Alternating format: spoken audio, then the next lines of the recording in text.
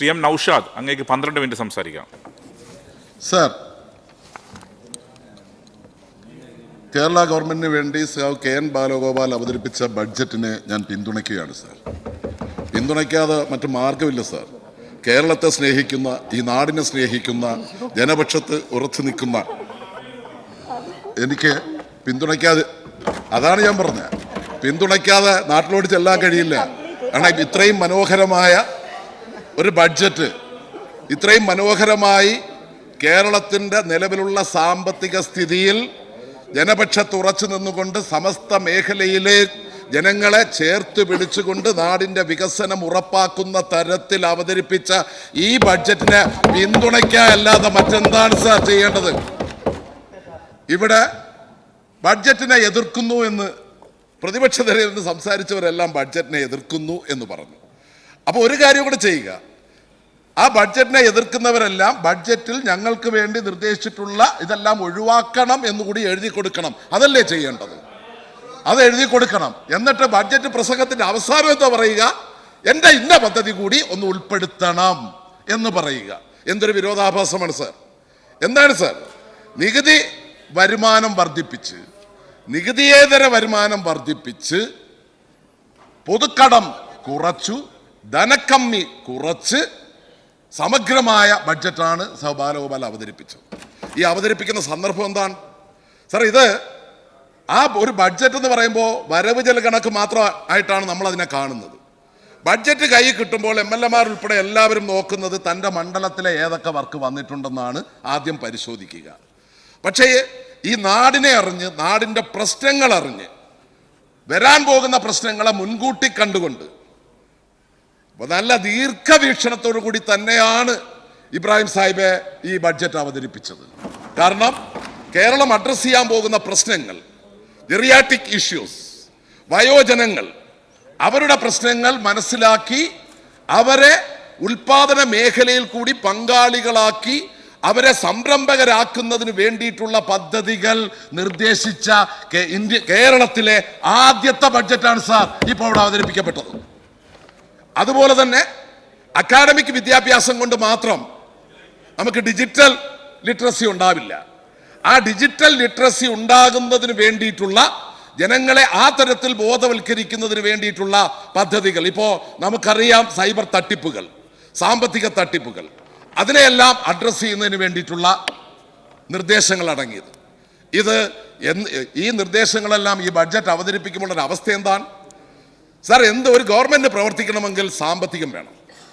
ആ സാമ്പത്തികം തരാതെ ഇവിടെ പ്രതിപക്ഷത്തുള്ളവരെല്ലാം ഒരു വാക്ക് കൊണ്ട് കേന്ദ്രത്തിന്റെ നിലപാട് എന്ന് മാത്രം പറഞ്ഞു പോവുക. പക്ഷെ ഈ ഹൗസിന് പുറത്തോട്ട് പോയാൽ പിന്നെ ഒരു കമാന്നൊരക്ഷരം മിണ്ടത്തു പോലുമില്ല. ഇതിനെ അവരുടെ വരിഞ്ഞു മുറുക്കലുകളെ കയ്യും കാലും കെട്ടി പ്രവർത്തിപ്പിക്കാൻ അനുവദിപ്പിക്കാത്തപ്പോൾ പോലും അതിനെയെല്ലാം അതിജീവിച്ചുകൊണ്ട് നമ്മുടെ അടിമത്തത്തിനെതിരായിട്ടുള്ള പോരാട്ടം നടത്തിയ ഇതിഹാസ നായകൻ സ്പാർട്ടക്കസിനെ പോലെ ഈ കേരളത്തെ മുന്നോട്ട് നയിക്കുന്നതിന് വേണ്ടിയിട്ടുള്ള സമഗ്രമായ ബഡ്ജറ്റാണ് സാർ ഇവിടെ അവതരിപ്പിക്കപ്പെട്ടിട്ടുള്ളത്. ഈ കേന്ദ്രം എന്തുകൊണ്ടാണ് ഈ നിലപാട് സ്വീകരിച്ചത്? കേന്ദ്രം ഈ നിലപാട് സ്വീകരിച്ചത് ഒന്നാം പിണറായി ഗവൺമെന്റ് കാലത്ത്, നിങ്ങളിപ്പോൾ സ്ഥിരം പറയും കേന്ദ്ര അവഗണന. ഒന്നാം പിണറായി ഗവൺമെന്റ് കാലഘട്ടത്തിൽ ഞങ്ങൾ അങ്ങനെ ഒരു വാക്ക് പറഞ്ഞിട്ടേ ഇല്ലല്ലോ. ഒന്നാം പിണറായി ഗവൺമെന്റ് കാലഘട്ടത്തിൽ നമുക്ക് ലഭിച്ചിരുന്നത് പോലെ, അധികം വേണ്ട,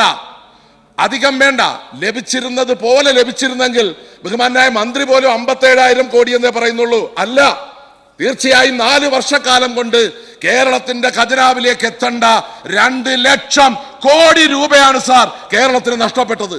എനിക്കും നിങ്ങൾക്കും ഉപയോഗിക്കേണ്ട, ഈ നാട്ടിലെ ജനങ്ങളുടെ ക്ഷേമത്തിനും നാടിന്റെ വികസനത്തിനും വേണ്ടി ഉപയോഗിക്കേണ്ട 2 ലക്ഷത്തിൽ പരം കോടി രൂപ വിവിധ കാരണങ്ങൾ പറഞ്ഞുകൊണ്ട്, നോബ്സിന്റെ പേര് പറഞ്ഞുകൊണ്ട് ഇല്ലാതാക്കിയതിനെതിരായി ശബ്ദിക്കാൻ പ്രതിപക്ഷത്തിന് നാവ് പൊങ്ങുന്നില്ല.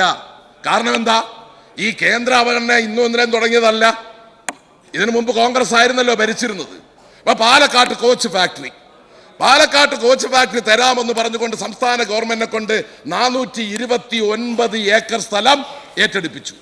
എന്നിട്ടത് 231 മതി എന്ന് പറഞ്ഞു. ആ 231 ഏക്കർ റെയിൽവേക്ക് കൈമാറി. എന്നിട്ട് ബഹുമാന്യനായ മുഖ്യമന്ത്രി ശ്രീ ഉമ്മൻചാണ്ടി 2012 ഫെബ്രുവരി മാസം 21-ാം തീയതി അന്നത്തെ റെയിൽവേ മന്ത്രിയെ കൊണ്ടുവന്ന് ദിനേശ് ചതുർവേദിയെ കൊണ്ടുവന്ന് തറക്കല്ലിട്ടു. എവിടാണ്? പാലക്കാട് പട്ടണത്തിൽ. ഇത് ഭൂമി ഏറ്റെടുത്തിരിക്കുന്നത് 16 കിലോമീറ്റർ അപ്പുറത്താണ്. ആ കല്ലിട്ട് പോയതല്ലാതെ അന്ന് നിങ്ങൾ തന്നിട്ടില്ല. അന്നും 8 മന്ത്രിമാർ വരെ കേരളത്തിൽ നിന്ന് ഉണ്ടായിട്ടും കേരളത്തിന് ഒരു പദ്ധതിയും ലഭിച്ചിട്ടില്ല. അത് ഇപ്പോൾ തുടങ്ങിയതല്ല, അപ്പൊ അന്നേ തുടങ്ങിയതാണ്. ഇപ്പോ ആ സ്ഥലം ആനത്താവളമാണ്. ആനകൾക്ക് ചേക്കേറാനുള്ള സ്ഥലമായി അത് രൂപാന്തരപ്പെട്ടിരിക്കുന്നു. മറ്റൊന്ന് എയിംസ്. അതെ, അതാണ് ഞാൻ പറഞ്ഞത്. ഇവിടെ ഉമ്മൻചാണ്ടി, അവിടെ മൻമോഹൻ സിംഗ്, റെയിൽവേ മന്ത്രി ചതുർവേദി. അപ്പോ അന്നും നമുക്ക് ലഭിച്ചിട്ടില്ല. എയിംസ് എത്രയോ കാലത്ത് കേരളത്തിന്റെ ആവശ്യമാ, തന്നിട്ടില്ല. പിന്നെ ഇപ്പോ കേന്ദ്ര ഗവൺമെന്റിനെ സംബന്ധിച്ചിടത്തോളം സാധാരണഗതിയിൽ 5 ആയിരുന്നല്ലോ കേരളത്തിൽ. 5 വർഷം UDF, 5 വർഷം LDF. പക്ഷെ തുടർച്ച കിട്ടി. എന്തുകൊണ്ടാണ് തുടർച്ച കിട്ടിയത്? ഈ നാട്ടിലെ സാധാരണക്കാരന്റെ മക്കൾക്ക് പഠിക്കാൻ സ്കൂൾ ഉണ്ടാക്കി, ഹൈടെക് സ്കൂളുകൾ ഉണ്ടാക്കി, അവരെ ചികിത്സിക്കാൻ ആശുപത്രികൾ ഉണ്ടാക്കി, പാലങ്ങൾ ഉണ്ടാക്കി. ആ തരത്തിൽ ജനക്ഷേമകരമായ പ്രവർത്തനങ്ങളുമായി മുന്നോട്ട് പോയി. ഓഖിയെ നേരിട്ട്, നിപ്പായെ നേരിട്ട്, മഹാപ്രളയത്തെ നേരിട്ട്, കൊറോണയെ നേരിട്ടു. നിങ്ങളുടെ ഭാഷയിൽ പറഞ്ഞാൽ ജനങ്ങൾക്ക് ആവശ്യമായ കിറ്റ് ഉൾപ്പെടെ കൊടുത്തുകൊണ്ട് ഗവൺമെന്റ് മുന്നോട്ട് പോയി. ഇതെല്ലാം ചെയ്യണമെങ്കിൽ കയ്യിലെന്ത് വേണം? കാശ് വേണം. അപ്പോ സാധാരണഗതിയിൽ ഭരണ നേതൃത്വത്തിനെതിരായിട്ടുള്ള അഴിമതി ആരോപണങ്ങളും ആക്ഷേപങ്ങളും ഉന്നയിക്കുന്ന തരത്തിലുള്ള ആക്ഷേപങ്ങളും മറ്റും അന്ന് ഉന്നയിക്കപ്പെട്ടു. നമുക്ക് മറന്നുപോയോ? സ്വർണ്ണക്കടത്ത്, ആരെല്ലാം വന്നിറങ്ങി, പക്ഷെ ഒരു ചുക്കും ചെയ്യാൻ കഴിഞ്ഞില്ല. ആ നുണപ്രചരണങ്ങളെല്ലാം അതിജീവിച്ച് ഗവൺമെന്റ് വീണ്ടും തുടർച്ച ജനങ്ങൾ പിണറായി വിജയന് നൽകി. അപ്പോഴാണ് ഇനി എന്താ മാർഗം? ഇവനെതിരെ ആക്ഷേപം പറഞ്ഞിട്ടൊന്നും കാര്യമില്ല, ജനം അത് വിശ്വസിക്കത്തില്ല. പിന്നെന്ത് ചെയ്യണം? സാമ്പത്തികമായി ഞെരുക്കണം, സാമ്പത്തികമായി ഉപരോധിക്കണം. ആ രാഷ്ട്രീയ നിലപാടിന്റെ ഭാഗമായിട്ടാണ് സാമ്പത്തിക ഉപരോധം തുടങ്ങിയത്. അതിന്റെ കെടുതിയാണ് ഇന്ന് കേരളം അനുഭവിക്കുന്നത്. അതിന്റെ ഭാഗമായി അതിനോടൊപ്പം ഇപ്പോ തങ്ങളുടെ സ്വപ്നങ്ങൾ വീണുടയുന്നു, ഇനി അത് പൂക്കുന്ന പ്രശ്നമേ ഇല്ല എന്ന് മനസ്സിലാക്കി UDF അതിനോടൊപ്പം ചേർന്നു. ഇപ്പോ വയനാട്ടിൽ എന്തൊക്കെ ആരാണ് MP? ആരായിരുന്നു MP? ഇപ്പോഴാരാണ് MP? അല്ലേ? രാഹുൽ ഗാന്ധിയും ഇപ്പോ പ്രിയങ്ക ഗാന്ധിയും വയനാടിനെ ദേശീയ ദുരന്തമായി പ്രഖ്യാപിച്ചു. ആരുടെ ഇടപെടിയിൽ? നിരന്തരമായി സംസ്ഥാന ഗവൺമെന്റ് ആവശ്യപ്പെട്ടുകൊണ്ടിരിക്കുന്നു. പ്രിയങ്ക ഗാന്ധി ഇടപെട്ടു, ദേശീയ ദുരന്തമായി പ്രഖ്യാപിച്ചു. പക്ഷെ ബഡ്ജറ്റിൽ ഒരു നയ പൈസ ഈ ദേശീയ ദുരന്തമായി പ്രഖ്യാപിച്ച വയനാട് ദുരന്തത്തിന് വേണ്ടി നീക്കിവെക്കാൻ ആ ഗവൺമെന്റ് തയ്യാറായില്ല. ഒരു പ്രതിഷേധവും കണ്ടില്ല, ഒരു പ്രതിഷേധവും അവരുടെ ഭാഗത്തുനിന്ന് കണ്ടിട്ടില്ല. എന്താണ് കോൺഗ്രസ്? ഈ കോൺഗ്രസ് പണ്ടും കേരളത്തെ ഒറ്റുകൊടുക്കുന്ന നിലപാട് തന്നെയാണ് സ്വീകരിച്ചിട്ടുള്ളത്. അവരെ സംബന്ധിച്ചിടത്തോളം ഇപ്പോ ഭരണമില്ലാത്തൊരവസ്ഥ അവർക്ക് സങ്കല്പിക്കാൻ പോലും കഴിയില്ല. ലീഗിന് പിന്നെ ഓർക്കാനേ പറ്റില്ല. ഇപ്പോ 9 വർഷമാകുന്നു. എങ്ങനെയും ഭരണം പിടിക്കുക, അതിന് നുണകൾ ഇങ്ങനെ പ്രചരിപ്പിക്കുക, വികസനത്തെ തടസ്സപ്പെടുത്തുക. എന്തെല്ലാം നിങ്ങൾ പറഞ്ഞു, ഏതെല്ലാം പറഞ്ഞു? ഗെയിൽ പൈപ്പ് ലൈൻ നടപ്പിലാക്കാൻ അനുവദിക്കില്ല പ്രഖ്യാപിച്ച് നിങ്ങൾ സമരം നടത്തിയില്ലേ? നാഷണൽ ഹൈവേ എന്താണ്? വയൽക്കിളി സമരം, ഓർമ്മയുണ്ടോ? എല്ലാരും മറന്നുപോയി. വയൽക്കിളി സമരം. നന്ദിഗ്രാമിൽ നിന്ന് മണ്ണെടുത്തോണ്ട് വന്ന് അവിടെ പ്രതിഷ്ഠിച്ച് സമരം നടത്തി. അപ്പോ നാഷണൽ ഹൈവേക്ക് എതിരായിട്ടുള്ള സമരം, ഗെയിൽ പൈപ്പ് ലൈന് എതിരായിട്ടുള്ള സമരം. എന്തിനാണ് ഇപ്പൊ വിഴിഞ്ഞത്തിന്റെ പേരിൽ ഗോളടിക്കാൻ നോക്കിക്കൊണ്ടിരിക്കുക? വിഴിഞ്ഞം സമരത്തിന്, വിഴിഞ്ഞത്തിന്റെ പണി നിർത്തിവെക്കണമെന്ന് ആവശ്യപ്പെട്ടുകൊണ്ട് നടത്തിയ ആ സമരത്തിന് പിന്തുണ പ്രഖ്യാപിക്കല്ല, വേണമെങ്കിൽ വിമോചന സമരം നടത്തും എന്ന് പ്രഖ്യാപിച്ച നിങ്ങൾ, പക്ഷേ ഇതെല്ലാം യാഥാർത്ഥ്യമാക്കി കേരള ജനതയെ ചേർത്ത് പിടിച്ചുകൊണ്ട് പിണറായി ഗവൺമെന്റ് മുന്നോട്ട് പോകുന്നു. നിങ്ങൾക്ക് നുണകൾ മാത്രം പ്രചരിപ്പിക്കാനേ കഴിയൂ. വിവേചനം ഒരു വിവേചനം. പിന്നെ ഇപ്പൊ ഇവിടെ പറയുന്ന പ്രധാനപ്പെട്ട ഒരു കാരണം MLA-മാരോട് വിവേചനമുണ്ട്. ഞാൻ ചോദിക്കുകയാണ്, പ്രിയമുള്ളവരെ, ഒരു വിവേചനവുമില്ലാതെ കേരളത്തിലെ 140 മണ്ഡലങ്ങളിലെ സ്കൂളുകൾക്കും ഒരു സ്കൂളിന് 5 കോടി 140 മണ്ഡലത്തിലും കിട്ടിയില്ലേ? നിങ്ങളൊക്കെ ഇവിടെ പ്രതിപക്ഷ നേതാവ് മറ്റൊരു കണക്ക് പറയുകയുണ്ടായി. എന്താണ് കിഫ്ബിയെ സംബന്ധിച്ച് സമയക്കുറവ് കൊണ്ട് പെട്ടെന്ന് പറയുകയാണ്. കിഫ്ബിയെ സംബന്ധിച്ച് പറഞ്ഞു. ആ കിഫ്ബി പ്രോജക്റ്റ് വഴിയല്ലേ നിങ്ങൾക്ക് ഇത് കിട്ടിയത്? പിന്നെ ഇത് പ്ലാനിൽ ഉൾപ്പെടുത്തിയിരുന്നെങ്കിൽ അത് കൂടുതൽ ഇത്രയും കിട്ടുമായിരുന്നു എന്ന് ഞാൻ ചോദിക്കുകയാണ്. പ്രതിപക്ഷ നേതാവ് ഇപ്പോ 5 ടേമായി അല്ലെ, 25 വർഷമായി. ഈ 25 വർഷത്തിനിടയിൽ താങ്കൾ MLA ആയിട്ടുള്ള ആ മണ്ഡലത്തിൽ കിഫ്ബി വഴി കിട്ടിയ പദ്ധതിയുടെ പകുതി പോലും കഴിഞ്ഞ ഇത്രയും വർഷം കൊണ്ട് നേടിയെടുക്കാൻ കഴിഞ്ഞിട്ടുണ്ടോ? അത്രയും വലിയ മാറ്റമാണ് ഓരോ മണ്ഡലത്തിലും ഉണ്ടാക്കിയെടുക്കുന്നത്. പിന്നെ കിഫ്ബി ഇപ്പൊ ബാധ്യതയാണ്, അതെ ഭാരമാണ് സാർ. കിഫ്ബി പദ്ധതികൾ വഴി കേരളത്തിലെ ബഡ്ജറ്റ് പ്രഖ്യാപനങ്ങൾ വഴി കേരള ഗവൺമെന്റ് അനുവദിച്ച് തന്നതിന്റെ ഫ്ലെക്സുകൾ അത് ചുമക്കുന്ന ഭാരമാണ് ഇന്ന് ജനങ്ങൾക്കുള്ളത് നിങ്ങളുടെ എല്ലാം മണ്ഡലത്തിൽ. ഇവിടെ ബഹുമാന്യായ മുനീർ സാഹിബ് വളരെ വികാരധീനായി പ്രസംഗിച്ചു എന്തേ. പക്ഷെ ഒരു കാര്യം, ഞാൻ പറയുന്നതെല്ലാം ചെയ്തു തരുന്ന ഒരു മന്ത്രിയും ഒരു ഗവൺമെന്റ് ആണെന്ന് താങ്കളുടെ മണ്ഡലത്തിലെ 6-ാം പുറത്ത് താങ്കൾ നടത്തിയ പ്രസംഗത്തിന്റെ വീഡിയോ എന്റെ കൈവശമുണ്ട് സാർ. എല്ലാവരെയും ചേർത്ത് പിടിക്കുന്നവരാണ്. പിന്നെ ഇപ്പൊ ആവശ്യം എന്താണ്?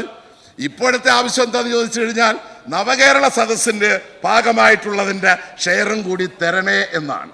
അതുപോലെ ഗ്രാമീണ റോഡ് ഞാൻ പറയുന്നു, വളരെ ആധികാരികമായി ഞാൻ ഇവിടെ എന്ന് പറയുന്നു, ഭരണപക്ഷത്തിൽ ലഭിച്ചിട്ടുള്ളതിനേക്കാൾ കൂടുതൽ പ്രതിപക്ഷത്തെ MLA-മാർക്ക് കിട്ടിയിട്ടുണ്ട്. ഞാൻ വെല്ലുവിളിക്കുകയാണ്. കണക്കുകൾ പരിശോധിക്കാം. ഭരണപക്ഷത്തെ പല MLA-മാർക്കും ലഭിച്ചതിനേക്കാൾ കൂടുതൽ നിങ്ങൾക്ക് ലഭിച്ചിട്ടുണ്ട്. ഒരു വിവേചനവും ഈ ഞങ്ങളെ സംബന്ധിച്ചിടത്തില്ല. കാരണം വികസനം ജനങ്ങൾക്ക് വേണ്ടിയിട്ടാണ്. അവിടുത്തെ MLA-യുടെ കളർ നോക്കിയിട്ടല്ല നിലപാട് സ്വീകരിക്കുന്നത്. ജനങ്ങളെ ഒന്നായി ചേർത്ത് പിടിക്കുന്ന ഗവൺമെന്റാണ് ഈ ഇടതുപക്ഷ മുന്നണി ഗവൺമെന്റ്, സഖാവ് പിണറായി വിജയന്റെ നേതൃത്വത്തിലുള്ള ഗവൺമെന്റ്.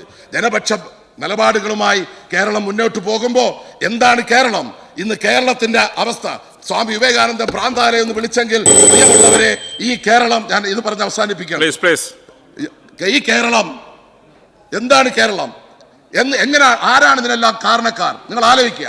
സമ്പൂർണ്ണ സാക്ഷരതയുള്ള ഏക സംസ്ഥാനം ആരാണ്? സമ്പൂർണ്ണ സാക്ഷരത യജ്ഞം തുടങ്ങിയത്, സമ്പൂർണ്ണ വൈദ്യുതീകരണം പ്രഖ്യാപിച്ചത് ഏത് ഗവൺമെന്റ്? സമ്പൂർണ്ണ ശൗചാലയം അത് പ്രഖ്യാപിച്ച ഗവൺമെന്റ് ഏത്? സാധാരണക്കാരന്റെ മക്കൾക്ക് പഠിക്കാൻ സ്കൂളില്ലാത്ത ഏതെങ്കിലും ഒരു പഞ്ചായത്തുണ്ടോ? അതെല്ലാം ഹൈടെക് ആക്കി മാറ്റി ഏത് ഗവൺമെന്റ്? അതുപോലെ സാധാരണക്കാരന് ചികിത്സ ലഭ്യമാക്കാൻ പ്രാഥമിക ആരോഗ്യ കേന്ദ്രങ്ങളില്ലാത്ത ഒരു പ്രദേശമുണ്ടോ? ആരാണ് നടത്തിയത്? ഇവിടെ സാധാരണക്കാരന് എല്ലാവർക്കും റേഷൻ ഉണ്ട്, അത് വാങ്ങിക്കാനുള്ള പെൻഷൻ, അത്രേ ഞാൻ പറയുന്നുള്ളൂ. അത് 94 ലക്ഷം കുടുംബങ്ങളുള്ളതിൽ 62 ലക്ഷം കുടുംബങ്ങളിലേക്കും പെൻഷൻ എത്തിക്കുന്ന ഗവൺമെന്റാണ് പിണറായി വിജയന്റെ ഗവൺമെന്റ്. അപ്പൊ അത് വാങ്ങിക്കാൻ പെൻഷൻ. ഇവിടെ നിങ്ങൾക്ക് ഇഷ്ടമുള്ള ഭക്ഷണം കഴിക്കാം. കേരളം വിട്ട ബീഫ് കഴിക്കാൻ പറ്റുമോ? ഇല്ല. പിണറായി വിജയന്റെ കേരളത്തിൽ മാത്രമേ അത് കഴിയൂ എന്നുള്ളത് മറന്നു പോകരുത്. ഇഷ്ടമുള്ള ഭക്ഷണം കഴിക്കാം, നിങ്ങൾക്ക് ഇഷ്ടമുള്ള വസ്ത്രം ധരിക്കാം, ഇഷ്ടമുള്ള